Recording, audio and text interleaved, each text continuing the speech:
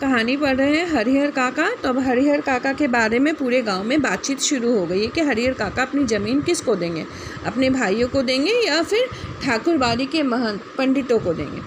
इधर भावी आशंकाओं को मद्देनज़र रखते हुए हरिहर काका के भाई उनसे निवेदन करने लगे थे कि वे अपनी ज़मीन उन्हें लिख दें।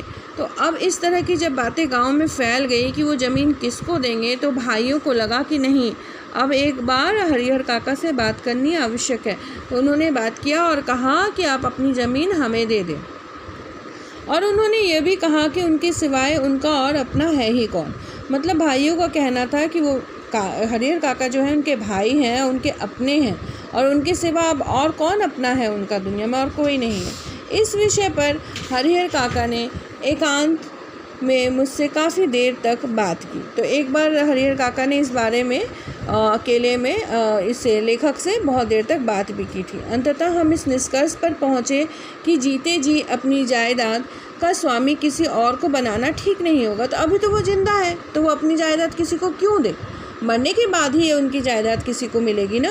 तो इसीलिए उन्होंने और लेखक ने यही निश्चय किया, निष्कर्ष निकाला कि जीते जी तो अपनी जायदाद किसी को भी नहीं देंगे, चाहे वो अपना भाई हो या मंदिर का महंत ही क्यों ना हो।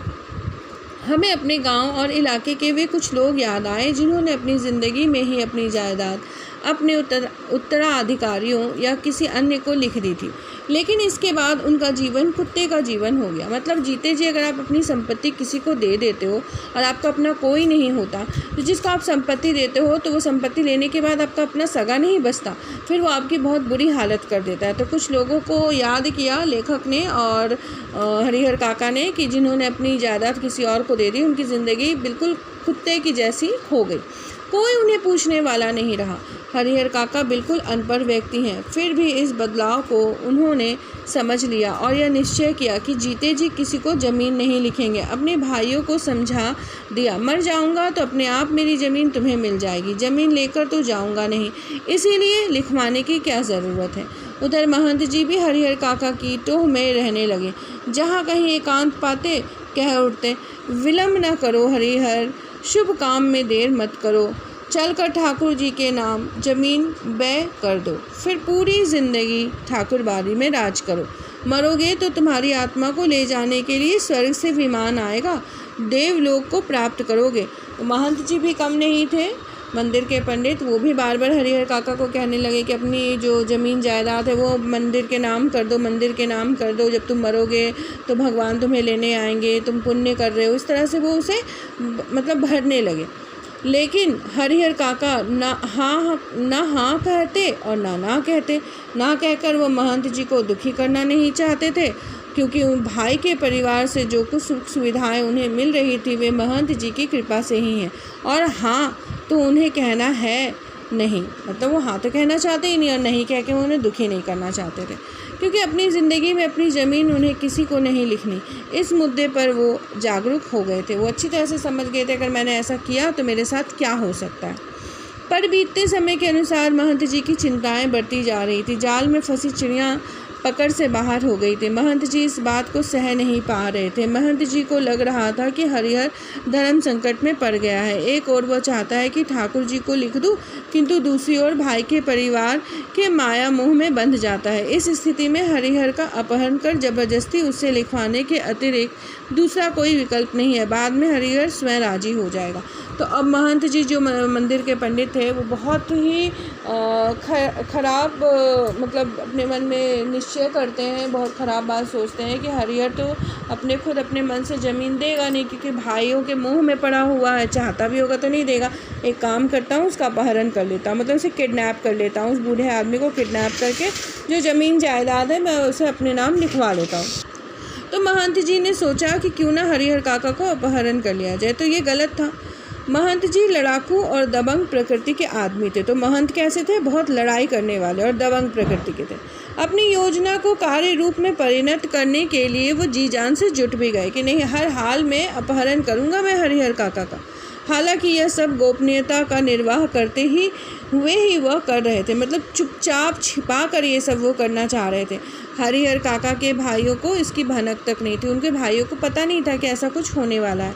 बात अभी हाल की ही है। आधी रात के आसपास ठाकुरबाड़ी के साधु संत और उनके पक्षधर भाला, गड़ासा और बंदूक से लैस एकाएक हरिहर काका के दालान पर आ धमके। हरिहर काका के भाई इस अप्रत्याशित हमले के लिए तैयार भी नहीं थे। इससे पहले कि वे जवाबी कार्रवाई कुछ करते और गुहार लगाकर अपने लोगों को जुटाते, तब तक आक्रमणकारी उनकी पीठ पर लाद कर चंपत हो गए। मतलब कुछ लोगों को लेकर महंत के जो आदमी थे, साथ में बंदूक, भाला, ये सब लेकर जहाँ हरिहर काका दालान में लेटे हुए थे वहाँ पहुँच गए और उनको उठा के अपने पीठ में लाद कर गाड़ी में बैठाकर अपहरण करके उनको ले आए। तो गलत कार्य का अंजाम तो गलत ही होता है। तो हरिहर काका के साथ उन्होंने बहुत गलत व्यवहार किया, उनका किडनैपिंग कर लिया, अपहरण कर लिया। गांव में किसी ने ऐसी घटना नहीं देखी थी, ना सुनी थी। सारा गांव जाग गया। शुभ चिंतक तो उनके यहाँ जुटने लगे, लेकिन अन्य लोग अपने दालान और मकान की छतों पर जमा होकर आहट लेने और बातचीत करने लगे कि अरे ये क्या हुआ। मंदिर के पंडित होकर के मतलब उन्होंने ये काम किया, लेकिन छुप छुपा कर किया। जिन लोगों को भेजा था वो मंदिर के नहीं थे, मतलब उनके एक सुपारी के गुंडे थे। तो अब सभी लोग बात करने लगे कि बेचारा बूढ़ा आदमी, उसे किसने उठा लिया, कौन उठा कर ले गया। हरिहर काका के भाई लोगों के साथ उन्हें ढूंढने निकले। उन्हें लगा कि यह महंत का काम है, तो उनके मन में कहीं ना कहीं ये था कि ये मंदिर के पंडित महंत का ही काम है। वे मैं दल बल ठाकुरबाड़ी जा पहुँचे। उन्होंने ना कुछ सोचा ना समझा, बस वो सीधे ठाकुरबाड़ी पहुँचे।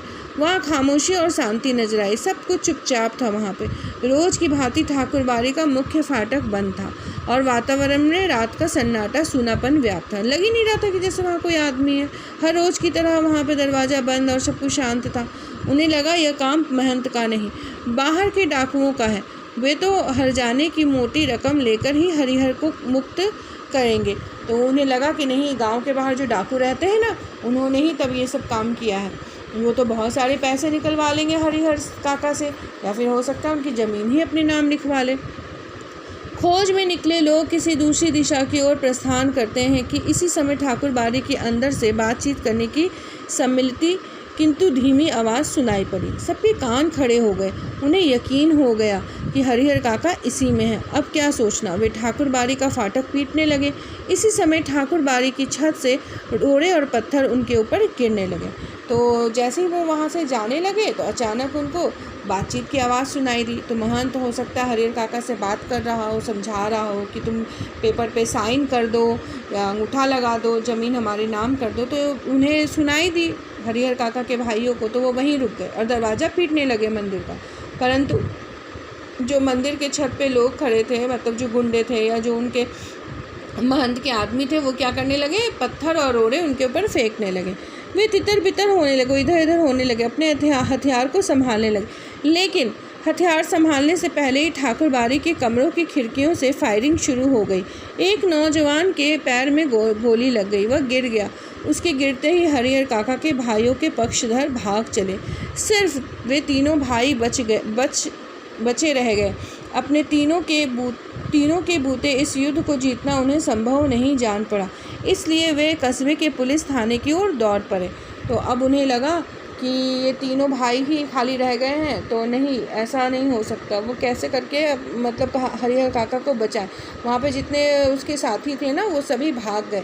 और अब लग रहा था फायरिंग जब अंदर से शुरू हो गई, मतलब जो महंत के आदमी थे, गुंडे आदमी, उन्होंने क्या करा, रूम के अंदर से खिड़की से उन लोगों पे फायरिंग करनी शुरू कर दी। जो हरिहर काका के भाई के साथ जो लोग आए थे, उनमें से किसी एक को गोली भी लग गई थी।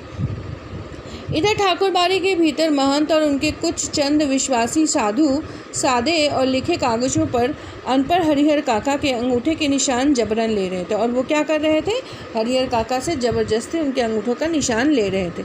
हरिहर काका तो महंत के इस व्यवहार से जैसे आसमान से ज़मीन में आ गए थे। उनको लगा कि अरे, इतने घटिया भी हो सकते हैं मंदिर के पंडित, ज़बरदस्ती ज़मीन अपने नाम करवाने के लिए मुझे पकड़ कर ले आए। उन्होंने कभी सपने में भी नहीं सोचा था कि महंत जी इस रूप में आ सकते हैं। जिस महंत को वो आदरणीय व श्रद्धेय समझते थे, वो महंत अब उन्हें घृणित, दुराचारी और पापी नजर आने लगे।